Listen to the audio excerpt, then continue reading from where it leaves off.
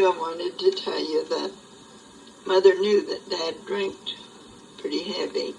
So she told him, if you ever come in drunk, I'll leave you. So he hadn't ever came in drunk. But he brought 2 bottles of liquor in one night and put it on top of the cupboard. And Mother saw him put it up there, and she said, as long as she thought about it, matter she got. She said it never did come to her to pour that out. She got it down and drank both of them. And of course, her not being used to drinking, well, that was terrible, and she really got drunk. So Grandpa and Grandpapa Johnson just thought it was the funniest thing in the world. They had company, too, and Dad was so embarrassed.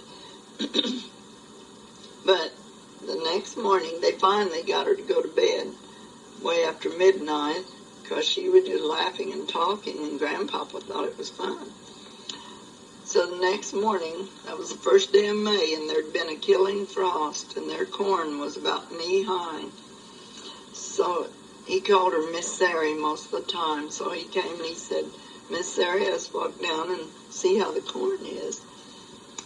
So she said, I just dreaded to go because I knowed he was going to talk to me. And she said they walked down there, and there was a big log in the pasture just before they got to the corn patch. And so he said, let's sit down here a while and talk. And, oh, she said, I knew what was coming. And they sat down, and he said, well, Miss Sari, what do you think I ought to do this morning? She said she went crying, and she said the same thing I said I would do, I guess. Said he grabbed her and hugged her, and he said I wouldn't do it for nothing in the world, but he said, you let me tell you, you better never do that again. She said, you don't have to worry. I would never touch it again. And she didn't, but neither did Dad. He never did drink after they was married.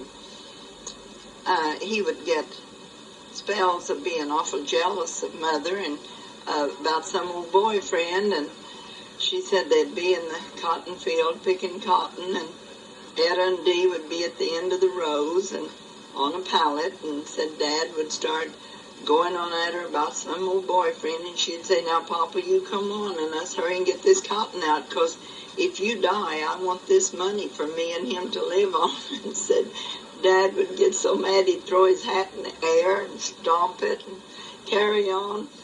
Said she never cared nothing about no old boyfriends, but she sure teased him a lot.